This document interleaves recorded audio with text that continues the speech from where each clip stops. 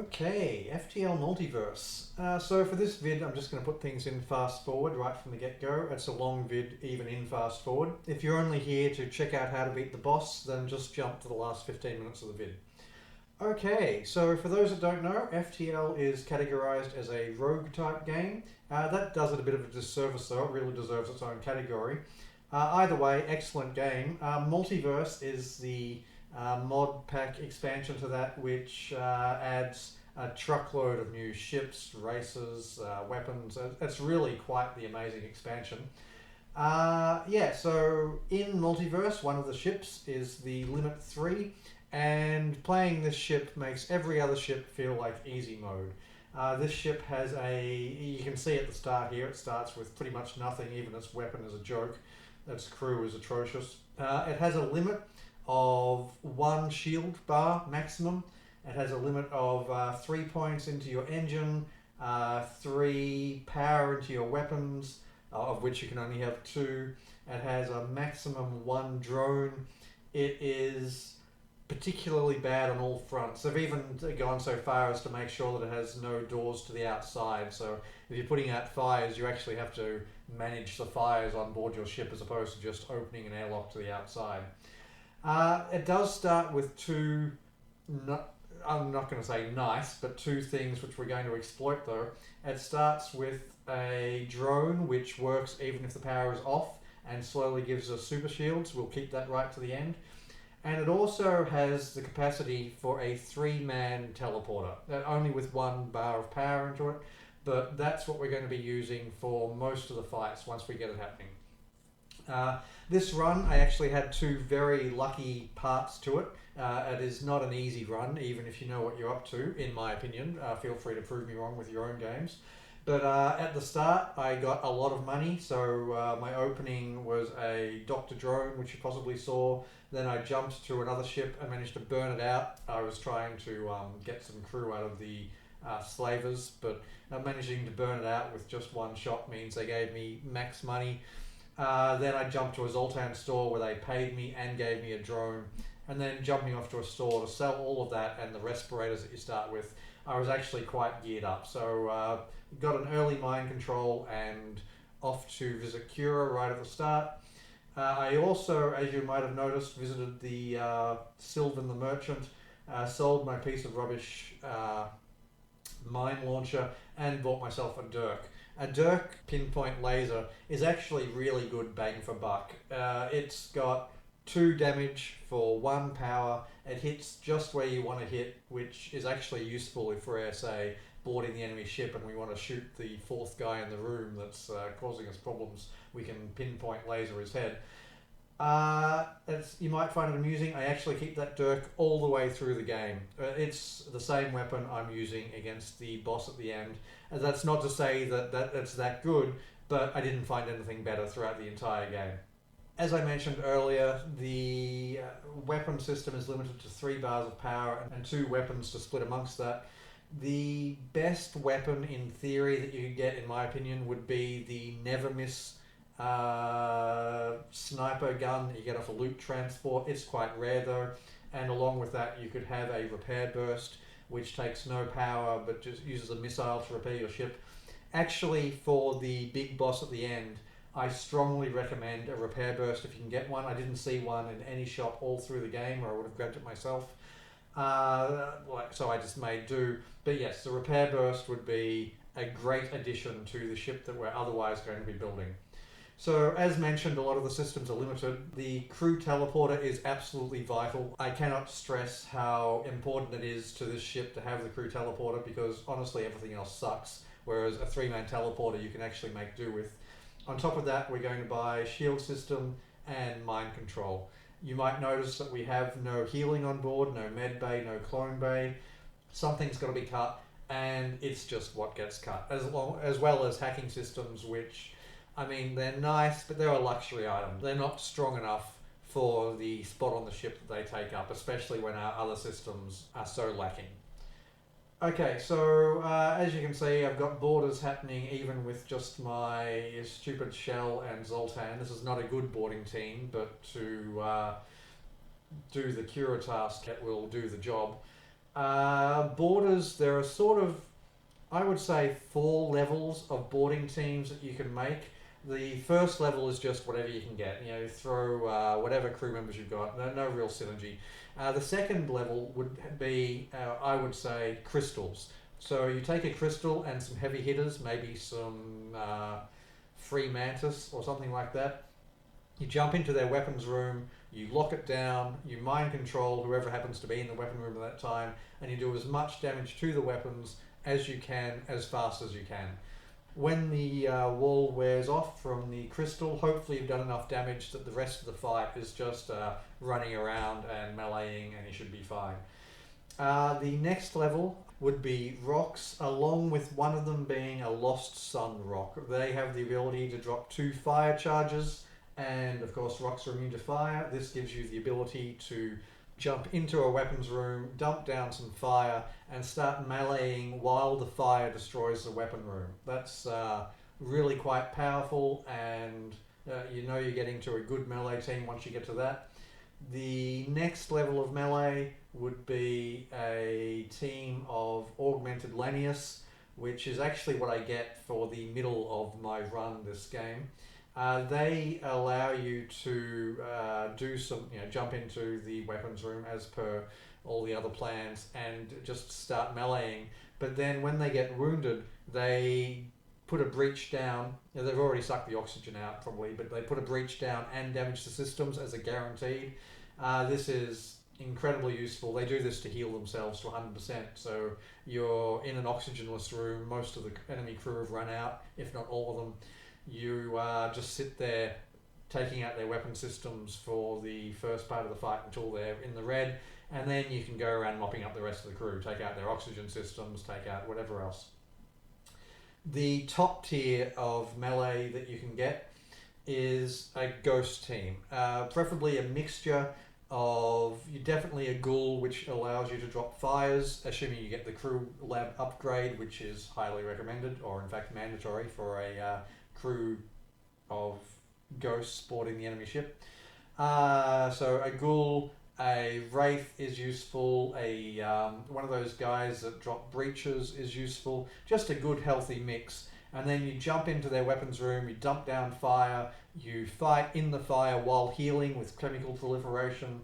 The weapons get destroyed, the enemy runs away, you can run around, you can deal with oxygenless ships. A ghost crew is the tip of the boarding party setup you can get. And yes, in this run through, after I get my Augmented Lanius, I actually slowly trade them out for a ghost crew. Things to keep in mind when you're trying this run yourself: you definitely want a boarding party, and they're the, I said 4, it's actually 5 levels, but I mean a mishmash team isn't really anything to write home about. So they're the 4 levels of boarding party that I would suggest you keep an eye out for. If you're at a shop in Sector 1 and you see a crystal, buy the crystal and work around that.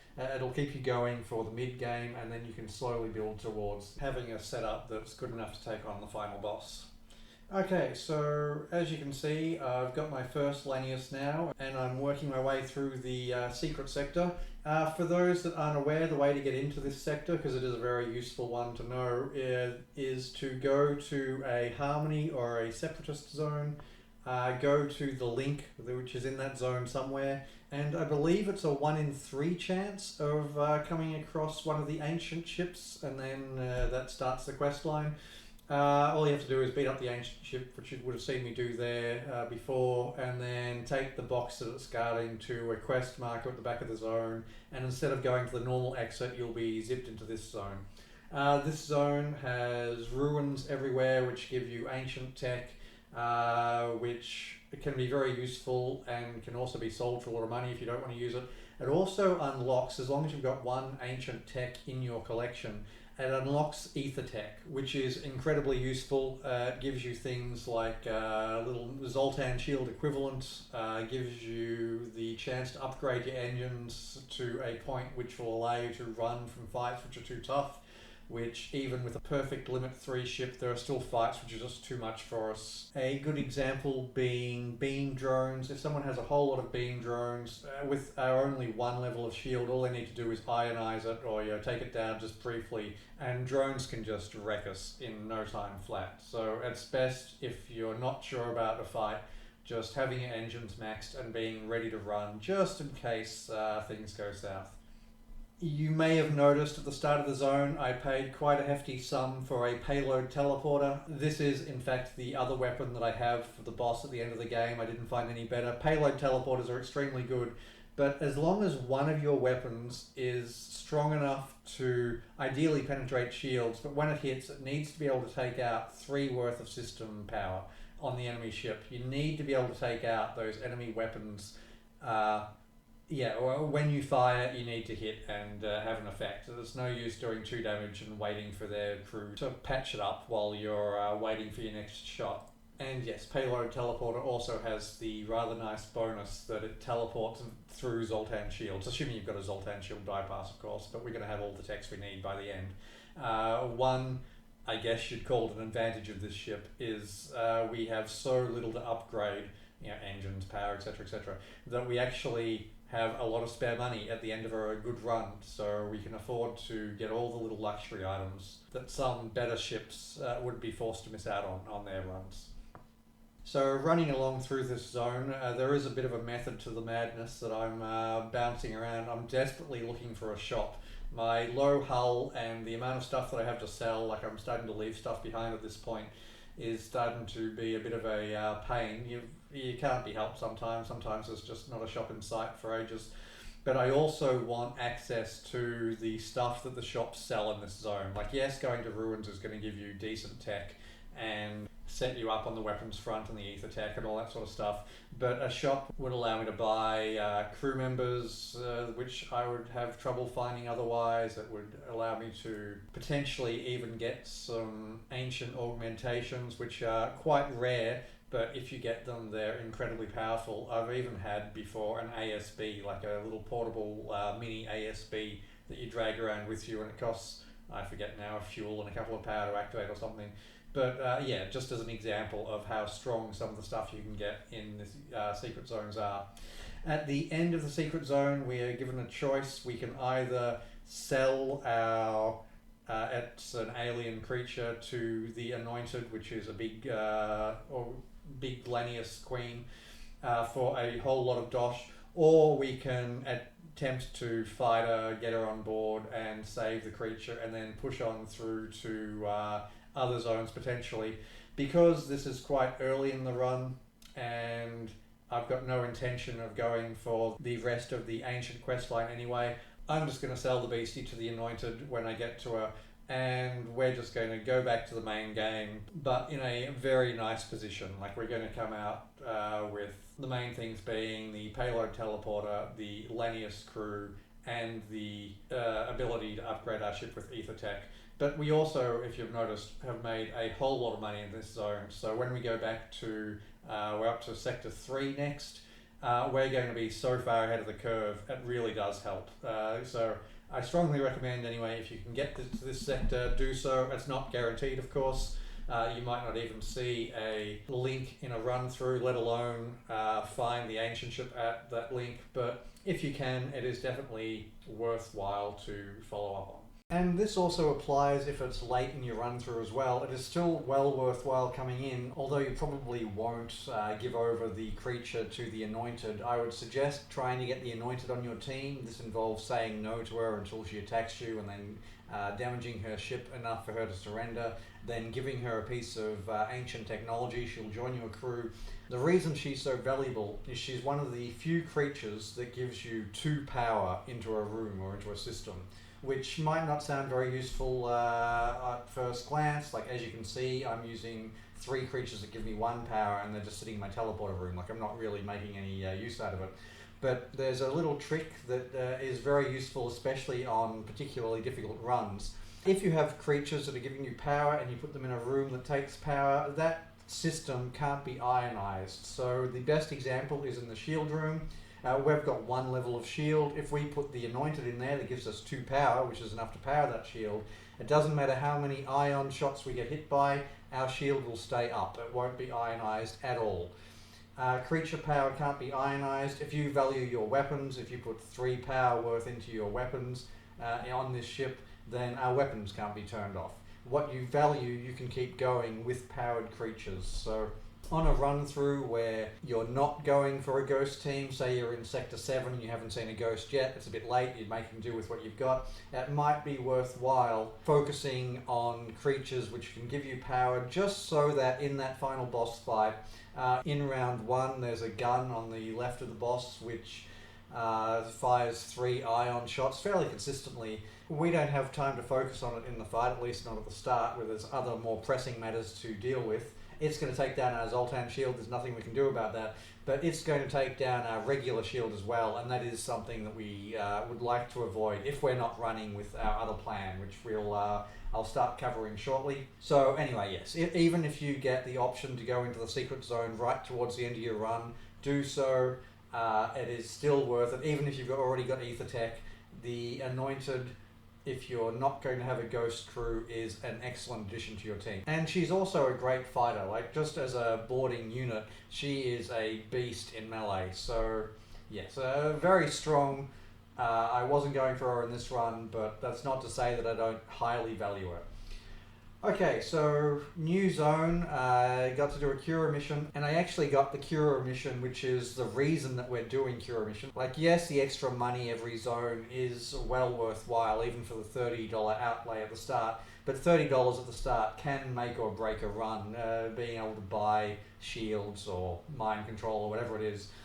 The reason that I strongly recommend that you do Cura if you're given the chance is the ghost mission, where the reward is a lightweight emancipation grid. So the boss fight at the end, the first thing that you're going to encounter is swarms and swarms of human boarders, and they just keep on throwing them at you. I think there's, I don't even know how many, a dozen or something crazy, and we need to be able to deal with them while simultaneously having a boarding crew. Now, as you might be aware, the Limit 3 has a maximum of 4 crew.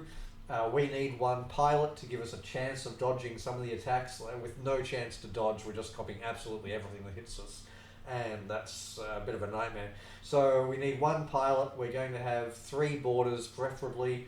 You may be only 2, depending on your setup. You might have the Anointed in the shield room, or you might have someone running around doing repairs if you can't get a repair burst. Ideally, though, 1 pilot, 3 boarders, which means we need to be able to take on their boarders remotely. There are a couple of ways to do this. We can have a no oxygen crew, or just a no oxygen pilot, and turn the oxygen off. That's a great start. We can have murder bots, which you might notice throughout most of the run, I'm holding on to at least $40 just in case I come across the event where you pay the, I think it's the Engi in trouble, and $40 and some missiles and some drones, and they'll give you murder bots in gratitude. You can also get them through other events, like an empty ship floating away from you. If you blow it up, then you get the murder bots. But the one thing that we can control is if we do the Cura quests, the hard ones, often enough, we'll be offered the ghost mission. The ghost mission, we do that, we get the lightweight emancipation grid, and yes, that's more damage that we can stack. The more damage per second that we can get onto any borders, the better position we're going to be in. What we don't want is to be overwhelmed by people which, yes, they might die from suffocation or something, but they can do a lot of damage before they die. Especially considering they're all humans that are going to be boarding us, and that's going to consist of some medics which keep the other people alive even longer. And yeah, one of the first priorities of dealing with the boss ship is dealing with the crew that's going to be boarding you in round 1. And the 3 best ways to do that with the Limit 3 ship are suffocation, the murder bots, and the lightweight emancipation grid. If you can get all 3, fantastic. If you can only get 1, that's okay. But yes, you should definitely go for as many as you can, because it makes the rest of the fight much, much easier. Okay, so the reward I'm getting here is a ghoul, which is the way that we want to start a ghost team. Eagle-eyed watchers may have noticed me turn down a phantom at the previous shop that I was at. Phantom isn't a particularly good way to start a ghost team because a ghost team without a ghoul is not really a team at all. Without being able to drop fires, which is the ghoul's specialty, you can't make use of their chemical proliferation, you can't... pretty much they're just oxygenless regulars, which is, nothing to write home about. So anyway, now I've got a ghoul. I'm going to buy this wraith to go with him from Tony's here. I should probably mention that when you've got the money, it is worth buying up all the fuel that you see at every shop that you see that's not just completely overpriced. So if it's $4 per fuel, maybe think about leaving it behind. But if it's $2 or $3, just buy it all up. And the reason for this is the internal upgrades.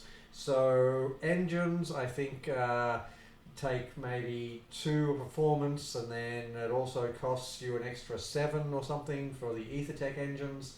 And then shield upgrades cost you 3 or 4, and you need 3 of them before you can get the Zoltan shields. And not to mention that you're just using 1 per jump anyway, and you're not guaranteed to find any ever again. Like, it's not guaranteed that we'll bump into any more shops, and every ship we fight has a chance of not dropping any. It's the one resource which, if you can afford it, just buy it out. Just get it all. The worst case scenario is you're going to end the game with an excess 20 or 30 fuel and you've lost, a little bit of money. But realistically, especially for this ship which can't really afford to be slowed down, it needs to really keep on the move. Like, we can't stop and deal with the pursuing rebel fleet very easily. If they catch us, those elites can do quite a lot of damage and we don't get anything out of it. Just my recommendation, anyway, buy fuel when you see it. At Tony's, it's actually an interesting shop. It has the ability to give you a loan. You can borrow $100 from them. And then it's possible on if you're being a bit sneaky, like you jump into like the Spider realm or you jump into Kira's realm or something, it's possible that you don't have to pay them back at all. But I wouldn't recommend doing that unless your run is going badly. Like $100 can really, bring a bad run back up to par, and then you can see how you go. But if you're on a good run, like this is, despite how much I've done already, I'm actually still only in Sector 3. On a run like this, I wouldn't take the loan out, because when they come to reclaim the loan, if you don't have the money to pay them back, you get into a fight which you can't run from and is very tough. Like, I do think this ship would be able to take them, but it's not worth the risk. Like, I'm not getting anything out of it really, apart from maybe a little bit of a bump to my funds, and we're good on them already. So if you come across Tony's, do buy out their fuel. They have $2 fuel, I think, every time, guaranteed. I think, don't quote me on that, but I'm pretty sure that's the case. So buy out their fuel, stock up on all the stuff you need, but I wouldn't take out their loan unless your game is flagging a bit. Okay, so if you're paying attention to what's actually happening in the video at the moment, you'll be seeing the beginnings of what a ghost crew is actually capable of. Jumping in, I am dropping a fire, I am stunning people in the fire while I beat them up, and the fire's taking out the weapons, and realistically the enemy doesn't get a chance to get a shot off. This can be done on pretty much any ship with oxygen extremely safely, and it can even be done to a certain extent on ships without oxygen. You can still start fires and do a little bit of damage to weapon system or whatever you like before the fact there's no oxygen puts the fire out. But yes, the fact that we can ionize a weapon system as well and turn it offline while we're doing damage, and it stuns all the crew, and it just makes the entire game between the moment that you get the boarding ghost crew happening and the final boss pretty much a piece of cake. You're going to be getting maximum money from almost every encounter. It really is what the Limit 3 is going for. It makes our ship a force to be reckoned with, as opposed to a flying piece of tissue paper. Just one more note on the Ghost crew before I move on to other stuff. I mentioned earlier that medbay was the thing that got cut from our ship. One of the reasons we can afford to do that, like you've probably seen me using my shell to great effect to heal the Lanius boarding crew earlier, which is fantastic because augmented Lanius take damage over time if they're wounded even slightly. So you want to keep them on full health when they're on your ship, otherwise they're going to start eating your ship to survive, or just dying, which is both bad options. But with the ghost crew, we don't have the option of eating our ship to heal, but we can just go to a systemless room, turn the oxygen on, go to a systemless room, dump down a fire, and heal up before jumping to the next area.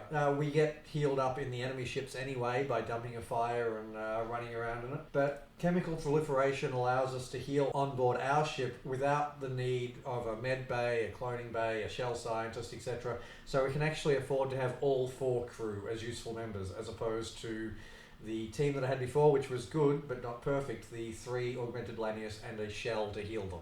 Anyway, just in case you were wondering earlier, how do we get around without a med bay at endgame? The answer is a ghoul, a ghost team, and chemical proliferation. Okay, so I've covered the type of crew that we want, the type of defences that we want, the sort of weapons that you should keep an eye out for. I've gone through the systems that we want in our ship by the end, and the sort of defences that we want on board. I've touched on things to buy at the shop, like getting fuel and stuff. There is one other thing to keep an eye out for at shops, or if you can just get your hands on it via other means, and that is a magnetic payload. It's a one-off use item, so it might not sound particularly useful, but we use it in the phase 2 of the boss fight when he's got drones coming after us from all angles.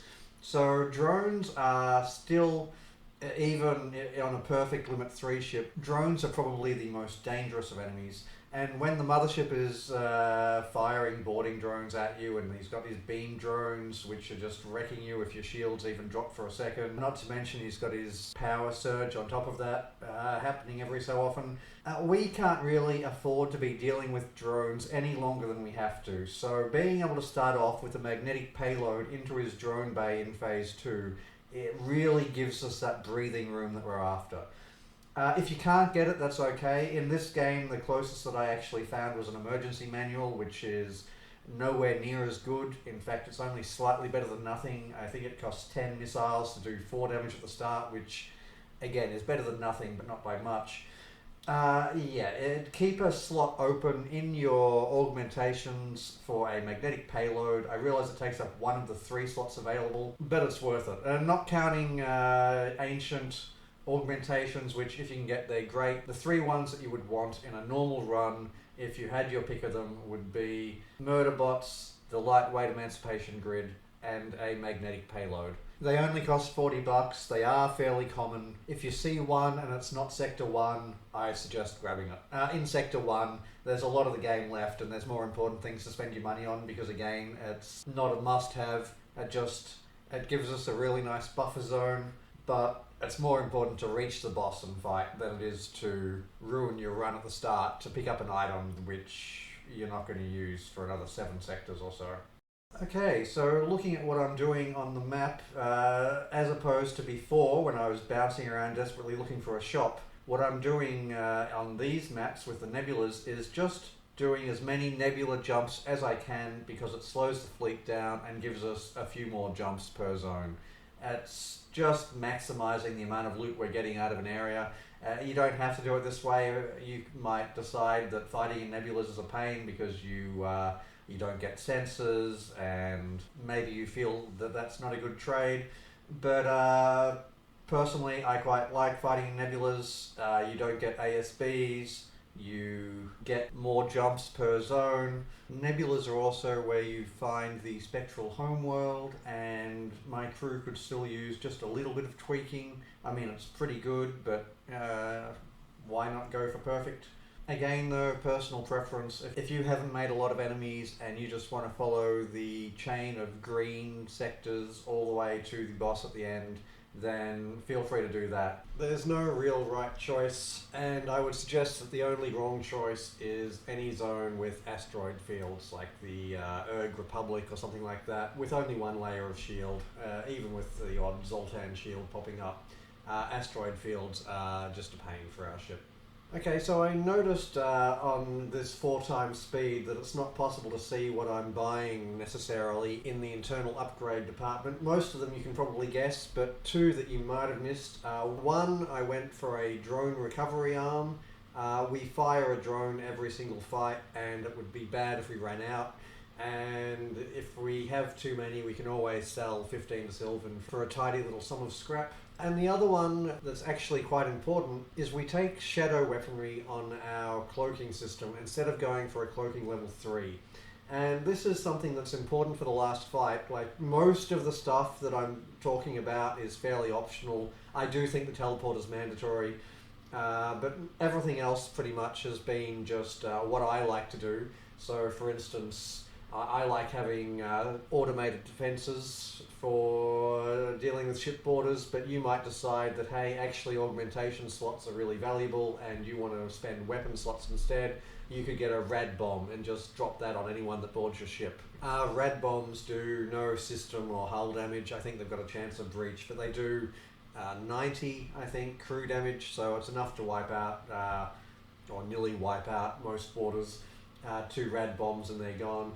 Again, it's all personal preference. One thing though that I do think is important is shadow weaponry instead of a level 3 cloaking device.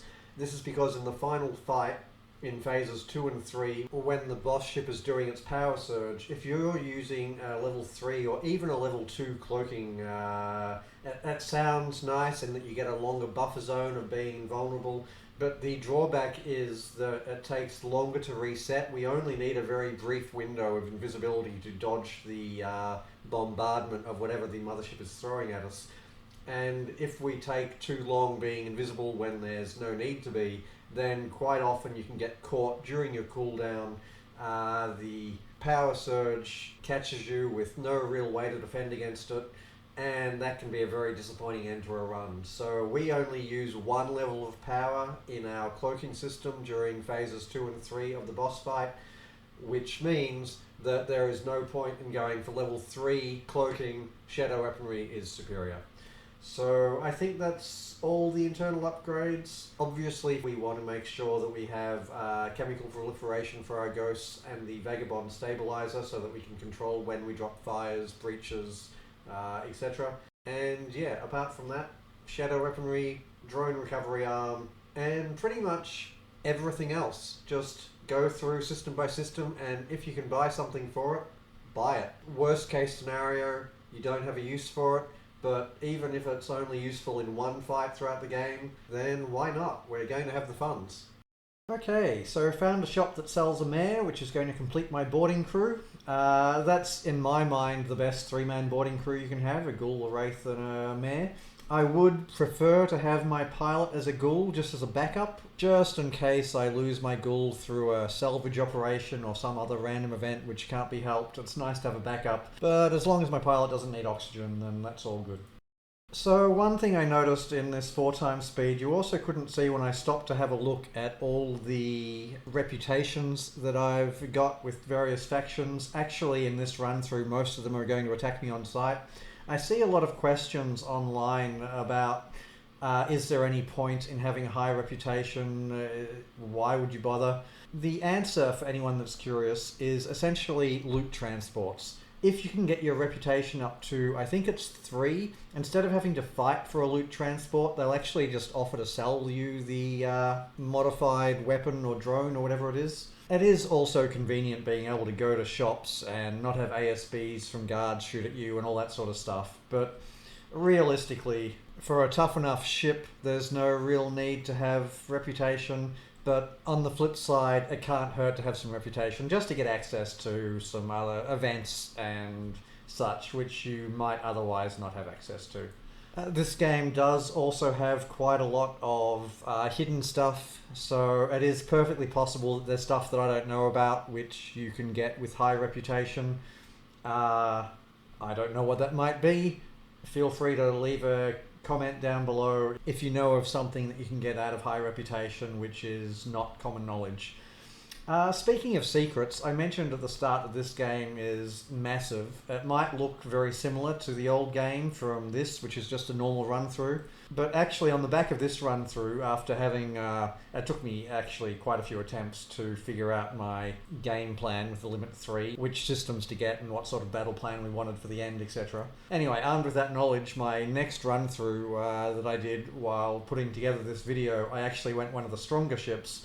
And the amount of secrets that I found, it is really quite impressive. I'm not going to ruin them for anyone. I feel I already put you onto the track of the ancient quest line, which is, if you follow that all the way through, I suspect you'll be well and truly primed for looking for more secrets in the game. I was actually quite surprised. The ancient quest line went a lot longer than I expected it to the first time through. The first time through, I got to a dreadnought and I thought, hey, great, this is a big final boss, then I'll go back to the main game.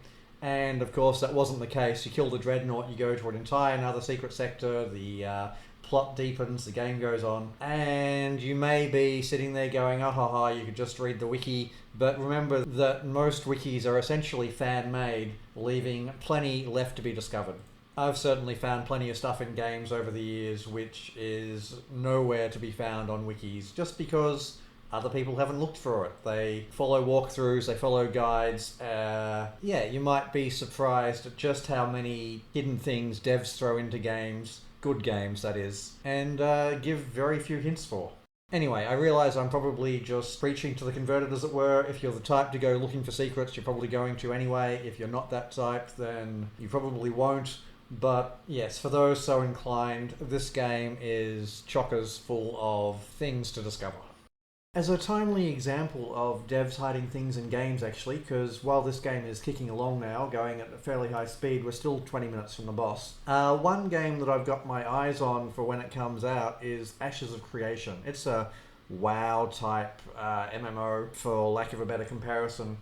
But anyway, they've got the test realms that open up every now and then, and people jump on and level up a character, and they're playing in a very small, confined part of the map compared to what the world map is going to be. Anyway, every time they open it up, people refine their strategies for leveling up their characters and how to max out XP and where the best gear is, etc, etc. And just recently, one guy decided to, I don't know the exact story, but essentially dive in the river and follow the currents and see where it led.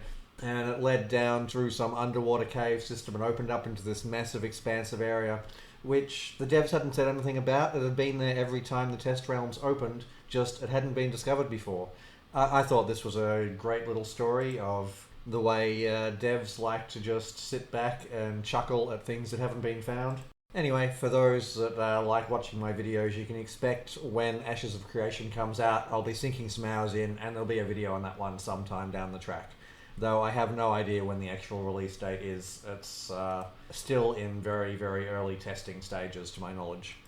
So if you've been watching any of my other videos, you might have seen I had a How to Farm Infinite Score video for old FTL. That can still be applied in FTL Multiverse. If you're doing a Limit 3 run and you don't want your score to just be trash compared to the amount of effort that you put in, it is perfectly possible once you get to the stage that my ship is out here, where other ships really aren't getting a shot on you and you're under control. You can take on elite rebel fighters with no problem. Well, I say no problem. The only problem is the ASB. You can do it in nebulas. One of the factors of your score is still number of ships defeated. So if you just bounce around once the rebel fleet has caught up to you in a nebula zone, just going from ship to ship, beating up the rebel elite fighters, yes, you can do that indefinitely, because everyone will give you one fuel and get the score that you feel is appropriate to go with the amount of effort that you put into the run. I've decided not to bother with that in FTL Multiverse, having done it in the past and knowing just how long it takes. It is a bit of a trap when you go, well, I've got a high score, but I could kill an extra 40 ships and get a really high score. And then 40 ships later you're there going, well, I put in this much time, maybe I should just get a really super high score, and on the trap goes. I think my current high score in FTL Multiverse is low 5 figures, like 11 or 12k, which is nothing to write home about compared to what's possible. But yeah, for those that are interested in maxing out high scores, Ghost, Boarding Crew, Nebula, and just elite ship after elite ship, till you get bored of the plan. Okay, so into Sector 5 here, jumping on into Sector 6. This is where my bad reputation catches up with me. These guards start firing an ASB at me, even though Engi are normally quite friendly. I'm just going to jump away. Better to be safe than sorry. And this is actually where I get a little bit unlucky in the game. I lose a ghost crew member to a random salvage mission. It happens, it can't be helped sometimes. Luckily it wasn't my ghoul or it would have been a real disaster. It does leave me a bit short-staffed, and as this is Sector 6, that leaves a bit of a race on to find a replacement crew member as quickly as possible, so I'm back to bouncing around all over the place like a madman, desperately looking for a shot to buy a crew member that is anaerobic. Although at this stage I can't be picky, I'm going to settle for, well, pretty much anyone really. I do get relatively lucky and find an Engie as a replacement. At this stage, I've forgotten that the crew lab has an environmental adaptation that you can buy for the Engie, which makes them immune to suffocation. I'll remember soon enough, but that's why at this stage I'm flooding my ship with oxygen again. That's where my run got a little bit unlucky. Back at the start I mentioned that I got lucky in my run twice. I never actually covered what my second lucky moment was. The first one was getting so rich right off the bat with my first couple of jumps. The second lucky moment for me was actually during the boss fight.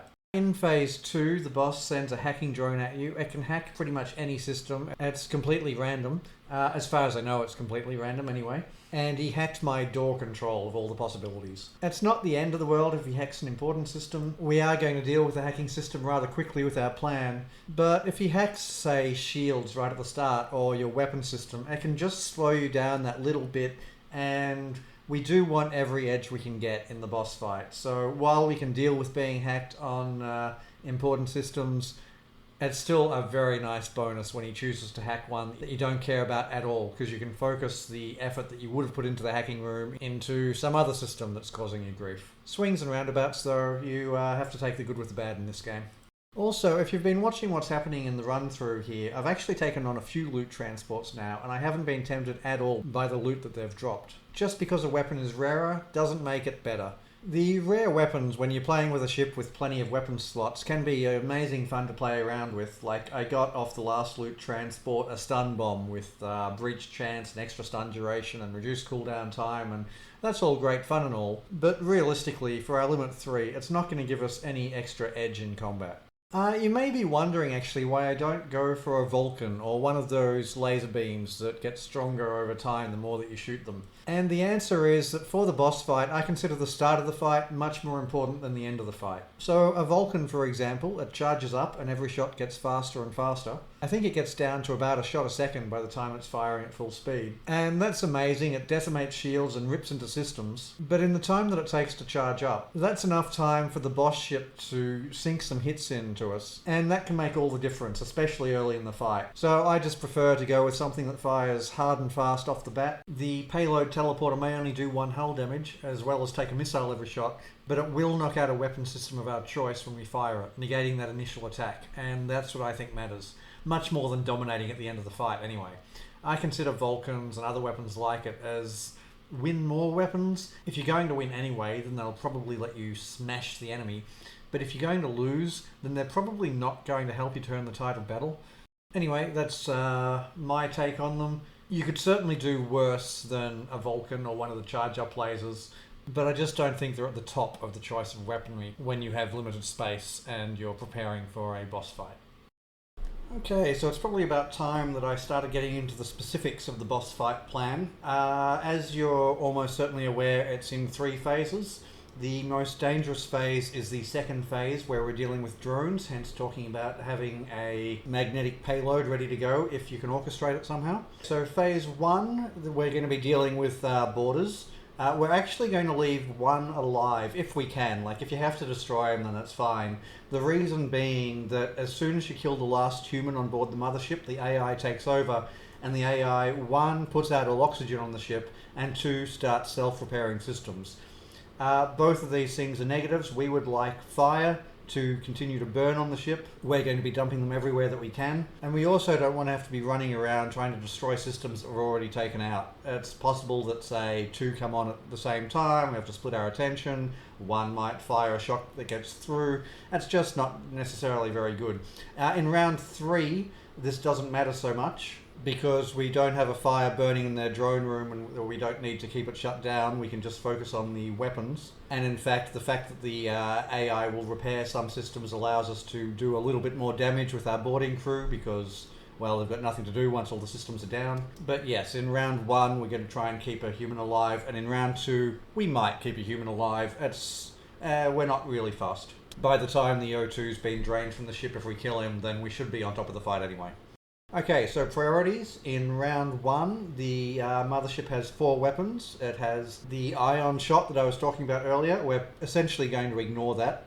It has a normal triple shot, which, okay, that does a bit of damage, but it's not really too bad. Hopefully one shot gets taken by our shield. We might have a Zoltan shield take another shot. We've got a pilot. We'll cop the odd shot here or there, but it's not our top priority. The other 2 weapons, though, they have a triple missile, which bypasses shields and is a problem. But the actual main threat is the laser weapon that it has, because it does enough damage to pierce our shields and start ripping our ship to shreds. And so our priority is to teleport into the beam weapon bay, drop a fire and take it out as a top priority once it's under control. So the crew of the enemy ship will come in and start trying to fight us in the fire, and then run out to the med bay, then come in. Once it's under control and we're full health, we'll dash out, drop another fire in the missile bay. The humans will come and try and put out the fire and start fixing the beam weapon, but in that time we can sort of run and split our attention. And if our crew isn't enough to take on those 2 weapons, we've also got our payload teleporter ready to go. Whatever weapon it is and however you orchestrate it, those 2 weapons are the top priority. We want to take out the beam weapon first, then the missiles, and then we'll see how the fight's going at that point.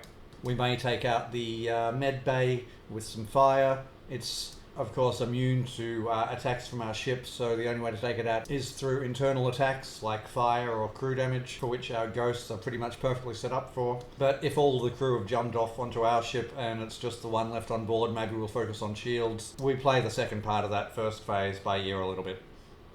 Okay, phase 2. Again, the most dangerous phase because of the drones. So our opening move is to, if we have a magnetic payload, to drop that into their drone bay. Then whether we have or not, we're going to jump in after that with our ghosts, make sure there's fire in there and start beating it up. There might be one crew to try and stop us, but he'll run away pretty fast with fire. We want to take that down to red, and we're willing to sacrifice possibly being hit by the beam weapon or the missile weapon or both in exchange for taking that out fast. We can't handle drones on top of the power surge which is coming, on top of the weapons which have softened us up a little bit. Take out the drone bay first. As I mentioned earlier, we have 1 power in this stage into our cloaking. Don't put in 2 or 3 if you've gone silly. Just 1 power. We cop the hits of the weapons in order to be able to cloak during the power surge. This means that the weapons will get a shot on us, but we do have 15 hull, even if we take max damage, which is, I think, about 10. If absolutely everything were to hit us in a bad order, we're still fine. We cloak the power surge.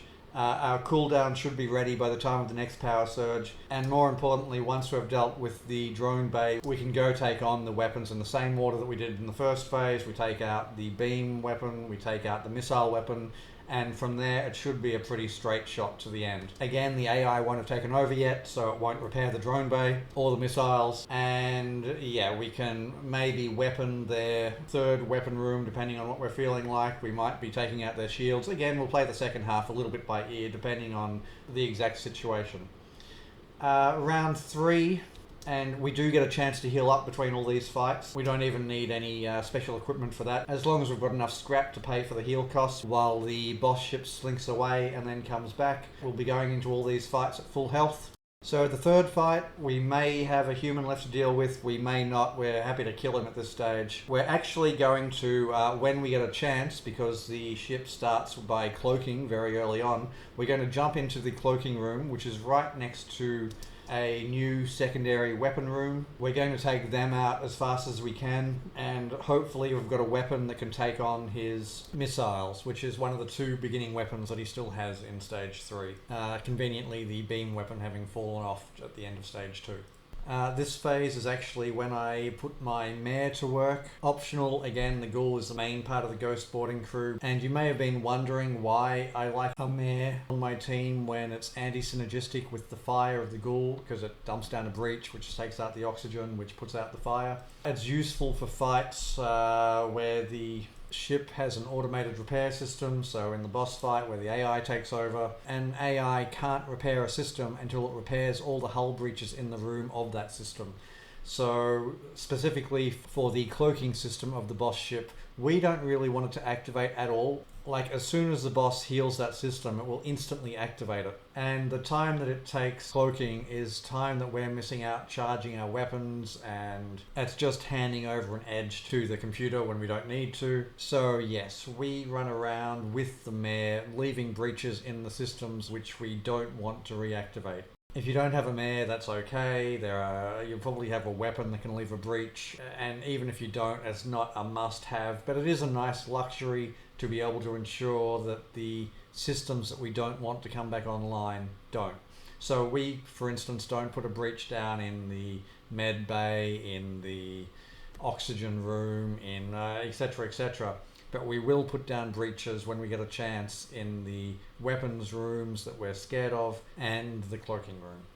Okay, finally made it to the last sector. Too late to have ship design regrets now. This sector, there's not really much you can do. You can buy a couple of internal upgrades if you haven't got them all already. But really, it's just a bit of a test sector to make sure you're ready for the final fight. You should be able to take on things like this here MFK Ace with no problems at all. It's only got the one weapons room, so we can just teleport in, deal with the weapons room, and then crew kill the ship. Same as we've done for pretty much every other ship without a drone bay for the last however long it's been. Really the only thing that might go wrong is if you haven't got your crew up in combat skills. MFK aces and soldiers are fairly tough in the scheme of things, but to a maxed out boarding crew they shouldn't pose you any problem. We teleport in, we drop a fire, we step the ghosts out that don't ionize, we ionize the weapons, we step back into the fire. Once the weapon room is down, then we can start working on other rooms like the clone bay, etc, etc, and we can always run back into the weapon room that's on fire to heal ourselves if we start getting a bit too wounded. Our final zone is a lot shorter than the other zones because of course the rebel fleet is capturing a lot of the different jump points as we're navigating through the map, so it won't be too long before we're up to the final boss. Just a bit of a thank you if you've been watching this far and actually listening to me drone on. Hopefully it hasn't just been a whole lot of stuff that you already knew. Hopefully there's been one or two tricks for you to apply to your own games. If you've got any questions, you can always just leave me a comment and I promise to get back to you before too long. And don't get too annoyed at me for repeating stuff once we get up to the mothership, because I do expect a lot of people to have just bypassed the first chunk of this video and just jumped straight to the boss fight, because that is, well, what it's all about really. I did say the sector is a good test of how our ship is. If you come across a ship with a drone bay though, it can give you some grief. Don't forget that it's okay to run, especially at this stage of the game. We've maxed out everything, we've got enough scrap to pay for any healing that we might need to do. It is perfectly fine to just run if there's even a chance of getting injured. I don't think there's much to unlock in the final sector. I could be wrong, not counting the judges of course, which you should visit every time you play through, because there are a truckload of achievements that they have to give out and you only get one per run through. But apart from that, for the actual different jumps and fights, the chance of getting anything that you're actually going to use in the final fight is minimal. So if there's even an inkling of a threat to your hull, we only have 15, we don't want to waste it before the boss fight, so do be ready to use those enhanced engines at the drop of a hat. Well, we're getting close to the boss fight now. I reckon there's time for one more useful tip that I can give you before we get rejoined by the people that fast forwarded. So I'm going to go with cloaking. A rookie mistake that a lot of people make when they're first playing this game, and I've seen a lot of veteran players make it as well, is when they've got a cloaking device, they jump into a battle and it's the first thing they activate. Like they go, okay, start a fight, cloak, do their stuff, etc, etc. So cloaking, yes, while you're cloaked the enemy can't charge their weapons. But the secondary advantage of cloak is that it gives you a huge boost to your evasion. So it's actually far superior in almost all situations to wait until there's a weapon that the enemy has fired which is going to damage you, and then to cloak. You dodge that one, you then stay cloaked for a while and their weapons don't charge, then you go back to being visible, and you've got an extra however many seconds it's been extra safety in the fight, and this allows you to charge up your big weapons or whatever it is you need to do. Either way, that's very rarely the case when you want to cloak right from the start. There are some niche occasions. For instance, if you have no shields and you're up against, say, Leah the Beam Master, you might as well cloak right off the bat, because you can't cloak through beam weapons. They're going to hit you once they start firing anyway. But generally speaking, wait for them to fire some shots which are going to get through your defenses, and then activate your cloaking. Okay, so I'm guessing this is about where people will have fast forwarded to if they jumped from the beginning. Welcome back. Just doing some final checks before the boss fight. Make sure I haven't missed any internal upgrades that I could have done, etc, etc. Positioning my guys, deciding do I jump in with 3, do I jump in with 2. Okay, and into the boss. So to start this fight, little emergency manual, 10 missiles for 4 damage. Not really necessary, just speeding things up a little bit. That's only slightly better than nothing. We're going to teleport our 2 guys into the dangerous weapon room. This is over on the right here, the beam weapons. We're going to dump down a fire. I'm going to be forced to mind control my own guy back, because of course the computer has mind control at this stage. But the fire is doing enough damage to the weapon system that by the time we finish, we're just about to cloak when he fires the missiles from his neighbouring weapon. Hit cloak. By the time we come out of cloak and can be shot again, that weapon should be offline. In fact, there it goes now. And we want to keep that weapon offline all fight. It is the most dangerous weapon by far. Next most dangerous is the missiles, which payload teleporter in there now. And now we're feeling much safer. So yes, he still has his ion shots and his triple shot, and we'll get hit by them occasionally, but they're not going to kill us. The 2 weapons that can kill us, we keep offline, and that stays our top priority throughout the fight. The rest of the fight is just finesse. Okay, so now that our shields are going down, he's getting ready to board with his team. Conveniently, I have no oxygen on my ship, as well as lightweight emancipation grids and murderbots, so his team isn't going to last long at all. Meanwhile, a payload teleporter into his mind control so that we can mind control his team rather than just mind controlling our own one back. The computer doesn't treat the mind control as much of a priority, so once it's down, it should stay down. He'll try and fix his weapon systems before he fixes anything else. Once we start getting on top of things, we'll send our team into the med bay so that we can take out the healing potential of his team, and then we can start working on killing the crew.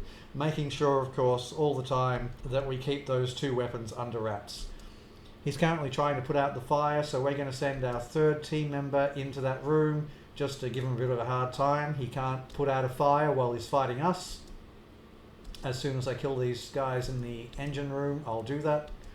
I should say, actually, for borders, it is possible to have pockets of air, and the computer will run through the emancipation grid, through the murderbots, through the oxygenless rooms to try and get to the pocket of oxygen on your ship, but it's not really worth it. Really, the computer borders will be lucky if they get any damage to us. I do have a pilot that can't heal, so if they were in theory to teleport into my pilot room, they might be able to do some damage before they died, because I'd have to run. But even then, we're fine. We just heal it up behind them and continue on. Okay, so they've got the fire out on that weapon on the right, but that's okay. We still have our payload teleporter ready to go when needed. As long as he doesn't get a shot off, we'll be just fine. And now that the med bay is down, we can really start dropping down fires, and there's not much the computer can do about it. He might run in, try and stop me for a couple of seconds, but then he'll run away again, he won't be able to heal, and we're just left to our own devices to make sure that any system that we want down is down. Just going to mind control the guy in my weapons room there, just to make sure they don't accidentally get a bit of damage on my weapons. I do want both of them up if I can. And now that his team is pretty much cactus, if you've been watching all the way through, you'll know that I actually want to keep one of his people alive, if possible. This is so that the AI system, which takes over if you kill the entire crew, well, doesn't take over. This means that it doesn't shut off the oxygen, which allows our fires to keep on burning, which means that we can ensure that the systems that we want to stay off do stay off while we play around with other stuff. It's not a must to do that, but considering he now has no mind control, if he has only one person and that person's about to cause us problems, we can just mind control them. We're in a pretty good situation here. So we have taken 3 damage, but we're extremely unlikely to take any more. We can just ignore the ion damage. If he happens to get a heal on his weapon and a shot from his weapon because we've forgotten to dirk or something like that, we can always just cloak. Yeah, this phase is completely under control. All we're doing now is running around, dumping fire, taking out systems. I'm going to make a wall of fire down the middle of the ship. This is just to ensure that if I happen to have a brain fart and don't pay attention to what I'm doing, that he doesn't run over to the dangerous weapons and start healing them. We're just going to cut off his one crew member from potentially doing anything useful at all. It is slow progress, obviously. I don't want to just payload teleport it willy-nilly. So we are just going to be dirking the ship from here on out. So we've got 11 hull left to take down. Maybe a little bit less depending on the damage we can do to systems with our team. But that's okay. We're happy to take our time. We'll heal up that 3 damage before the next phase of combat. We get a chance to heal in between, so long as we have the scrap, which of course we have plenty of. If you saw me doing my tweak upgrades before, you may have noticed, or you can probably see here in fact, that I haven't maxed out my power. There's no need on this ship. Yes, I could spend an extra 400 scrap or so in order to max it out, but I've actually got enough power for everything I need anyway, so yeah, there's no point in spending it. I might as well just make extra sure that I have enough scrap to heal up if it comes to that. Okay, so the ship's getting a little bit low on health now, so I'm going to teleport my team back. I do need my team for phases 2 and 3, so best not to let them accidentally die on board the ship or get warped away when the mothership slinks off into the distance to lick its wounds. Okay, so a pretty smooth phase 1 overall. Time to get ready for phase 2. So phase 2 is the most dangerous of the 3 phases. This is because of drones. And this is exacerbated a little bit this time because I don't have a magnetic payload to start the fight off with. Magnetic payload is just a luxury, but it would really help me feel a whole lot safer if I had one. This means there's no deliberating whether I'm going to send in 2 or 3 boarders this time. I'm sending 3 straight into the drone bay to do as much damage as I can, as quickly as I can. Once I start getting on top of it, I might peel one off in order to go deal with the laser weapon if possible, because I'd still rather not be hit by that. But the top priority is the drone bay. Of course, the enemy ship has 1 human crew member left on board. It's kind of amusing if you have a look. He doesn't actually have access to the rest of the ship. He can reach to the room next to him, but then there's no doors leading from there to the rest of the ship. So he isn't going to bother us. We can leave him alone, well, right through until next phase, in theory. If we accidentally kill him, then so be it. So you might note that I peeled a ghost off to go ionize the phaser weapon. This was a bit of an experiment on my part. It didn't work. 2 ion damage is not enough to shut the weapon down. Live and learn. So not only are we copying a missile hit, which we're a little bit fortunate in that it didn't hit anything that we really care about, but we're also going to cop a laser hit. Yes, we could be cloaking at this point, but we need to save our cloak for the upcoming power surge. That's okay though, now that we're pretty much on top of the drones, we can afford to send an extra ghost in to take out the phasers. We drop a payload teleporter on the missiles. That's the bulk of the damage that we're going to be taking for this fight. We might take another couple of hits from that triple shot weapon, but without a working drone bay for the boss ship, this fight becomes a whole lot easier. Some nice things that happened. You might notice that the hacking bay hacked my door system. We don't care about that at all, so I can ignore that and focus on more important systems. If it had hacked something important like my weapons or my shields, then I would have to go deal with it. Conveniently, it's quite close to the beam weapon, so we could just move from there, drop a fire, take it out on the way past. As it is, we're going to go straight to the shield room.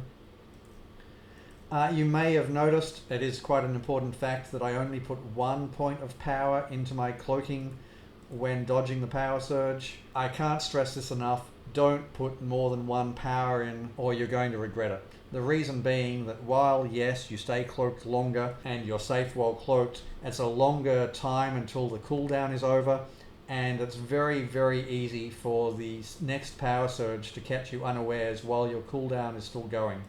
And there's not much we can do against the power surge. We can cloak, but because we can only put 3 points into engines maximum, less in this attempt because of course we got hit on our engines by that last volley from the boss ship, Yes, we need to be able to dodge the power surge every time if possible, and this means 1 power maximum into our cloaking system. You can see that another power surge is already due, and the system is still on cooldown. I'm going to make it, but only just. There is a random element to the timing, and it is possible, even with 1 power, to still be caught out and be on cooldown when you really need to activate it. This one here is cutting it rather fine. As you can see, they're starting to rip through my Zoltan shield, my normal shield, but I do get to activate it just in time. Fingers crossed that the timing isn't so nasty the next time round. But yes, as you can see, the timing can be nasty even with 1 power. With 2 power, you're guaranteed to be caught out before too long. So yeah, if you only take away 1 tip from this entire video, that would be the one that I would suggest you focus on. I dropped a payload teleporter into that triple shot weapon room. Yes, it wounded his crew, but at the time his shields were still up and I didn't really want to be hit by it. Now that his shields are down and will stay down, I can just keep on dirking that room. I might throw the odd mind control in just to slow down his repairs, not that it really matters. At this stage, we're back on top of things. I'm going to send my Engi around healing the systems on board my ship whenever there's a gap between the power surges while my cloak is cooling down. He needs to be back in the piloting room because even with cloak, there's still a decent chance of being hit. You can see they're taking my Zoltan shield down. It's not unreasonable to think they'll take down a normal shield and maybe even do a damage. Without a pilot, they almost certainly will. Meanwhile, we've got our boarding crew running around doing damage to pretty much every system except oxygen. We'd like that to stay up just to keep the fires up. It looks like I'm not going to bother with running my pilot around to fix up the rest of the ship. I must have decided that fixing the teleporter was enough. The rest of it can wait. And in fact, now that all the systems are down, I'm actually only moments away from beaming my crew back. I'm sure they can fix up systems and do repairs. I'm going to send 1 guy into the weapons room so that I'm firing faster, do more damage in less time, just to give the mothership less chance of getting a lucky timing on its power surges and doing even more damage to me. At this stage though, we're completely fine. We've got maximum dodge happening. We've even got a guy in shields just to really make sure that we're on top of things. Okay, another power surge. We'll wait for the right moment, hit invisibility. Pretty much rinse repeat at this point. Okay, they can still do damage as shown there, even when we are completely on top of things. Can't be helped, but conveniently they got 1 round of damage through. The chance of them getting another round of damage through back to back is small, and his ship is going to be falling over any moment now. Yes, we're only on 3 hull, which makes it look bad, but realistically it was that first barrage that we cared about. That last barrage that hit us, that's just luck of the draw. You take the good with the bad with this game. And there we go. He didn't even get to fully use his next power surge. He's now done. Time to lick our wounds and get ready for phase 3. Phase 3 is, I would say, substantially easier than phase 2. The crux of it being you need a Zoltan shield bypass. Without a Zoltan shield bypass, phase 3 becomes, I would say, intolerably difficult. You should have all the internal upgrades at this point. Like, look at the amount of scrap that I'm sitting on. There's no real reason why you wouldn't have an internal upgrade apart from just choosing to make things tough on yourself, really. But all things being equal, the last phase should be at least a little easier. That still has problems. So right at the start of the fight, the boss is going to cloak. This means that we don't have time to take out his couple of weapons before they get at least 1 volley off. We again need to save our cloaking system for the power surge, but at least this time without drones wearing away our Zoltan shield, we will have 3 layers of Zoltan shield, maybe 4 if our drone gives us 1 in time. A little bit of an evasion. We're not going to die from the first volley at least. There are 2 priorities once we teleport over: the new weapons room and the cloaking system next to it. They're the main focus. Amusingly, having 1 human left on board, we can mind control him to get a little bit more damage on that weapon system early on. We don't care if he dies now, so we're going to get some use out of him, and then if he ends up burning to death on the fire, then that's fine. I'm going to be using the payload teleporter to take out the missile weapon because it's the furthest run distance from where our boarding crew landed. The rest of the team are going to split in two directions. The mind-controlled human and one of my ghosts is going to go take on the cloaking system, while the other two guys I'm going to send up to the triple shot weapon and take it out as fast as I can.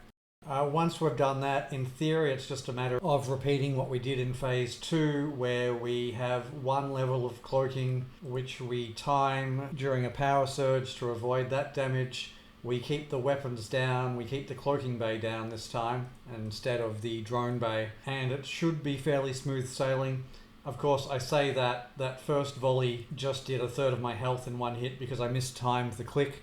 Don't do that. The reason that I mistimed it is that I forgot the way that it works. The supercharge throws out a whole bunch of bullets and what look like frag shots, little rocks. I had forgotten about the rocks anyway. They come slightly afterwards. You need to delay your invisibility until you see them, ideally. As soon as you see the rocks launching from the boss ship, then you hit cloak. That's okay though, we're still in a fine position. Even though our weapons do almost nothing, the Dirk, by the time it gets through the Zoltan shield, he'll probably have summoned another Zoltan shield. But we've got crew damaging systems, and our payload teleporter does do 1 damage, and we've got enough missiles to just live off that if we need to.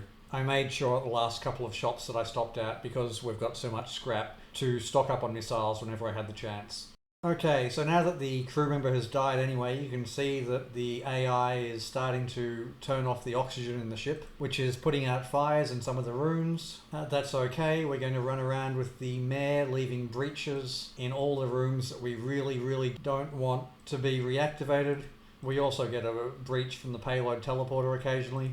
We don't need to start putting them down until the fires actually go out though. Before then we can focus on doing that little bit of extra damage to his systems. It's starting to add up. Unlike phases 1 and 2, where we had to worry about bringing our crew back for the next phase, this time our boarding party, it might sound a bit callous, but we can just sacrifice them. They can go down with the mothership and we're still going to win the game. We'll just blame it on the evil pilot. You can, of course, bring them back if you want, but there's really no point, and the extra couple of seconds that they get of doing damage to systems, in theory, every bit can help. Like, we are taking little bits of damage as it goes on, and the longer that we're in the fight, the more potential damage we might take. This comes down to the timing of the power surge again. There's a little random element, and it's possible, even if you time your cloaking with 1 power perfectly, that some of the bullets from the next power surge will hit you while you're still on cooldown. It can't be helped. It pretty much just means that we don't have an infinite amount of time for this fight, but we do have quite a while. As you can see by the sea of red on the boss ship, we'd have to be doing something pretty wrong to let it get a shot on us with anything other than its power surge at this stage. Don't get too cocky, of course, power surge can kill us, but barring some absolutely atrocious luck, that shouldn't.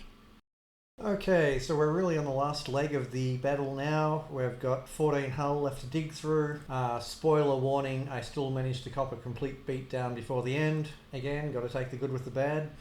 So the AI is starting to heal its systems now. You can see it's healed its teleporter. I could run in there, but I'm expecting it to heal the weapons room any second. In fact, there it goes now. You can sort of guess what room's going to be healed up next by the order that you took them out in. I, of course, took out a lot of systems fairly much simultaneously, or at least back to back, so there's going to be a lot of systems coming online in short order. That's good though, bonus damage for us. And we sort of need it, because as you can see here, there's a power surge coming, and I'm not really ready. I'm still on cooldown from the last one. This one I do manage to sneak out in time, but only barely. As you can see, everything's coming for me. I'm panic pausing just a little. This one does turn out okay though. I managed to hit the invis before the flak rock things get to me. But now I'm running quite behind on my timing, and he also manages to get an early power surge for his next barrage. Again, this can happen. All you can do is be as prepared as you can be. I'm desperately running around with my entire crew doing as much damage as I can. Payload teleporters, Dirks now that the super shield is gone. Desperately trying to scrape up that last couple of damage because I know a complete barrage can wipe me out, and it would be a really disappointing ending to have come this far and be knocked out at the last second. Positioning my crew in the med bay, not just because I expect it to be healed soon, but also because it's central and I can run to any system that comes online quickly. And here's the heart-pounding moment right at the very end of the run. I run everyone back into the med bay. I just need to do that 1 damage. There's no way my cooldown can be finished in time. All I can do is cop the hit. A little bit fortunately, he only takes me down to 4 hull by the time I get him. I'm not actually sure if that last barrage could have got me or not, but I'm glad I never had to find out. And that's the run. There was a lot to this video. I put tips and tricks all the way throughout, not just in the last 15 minutes. I appreciate most people wouldn't have watched it all the way through. If you've got any questions though, do feel free to leave them in the comments. I do try and get back to people as soon as possible whenever I can. Hopefully there's at least a couple of tricks in this vid that were useful for you though. And yeah, other than that, good luck with your own runs. I hope they go a little smoother than mine did. And yeah, maybe I'll catch you around the multiverse sometime. See ya.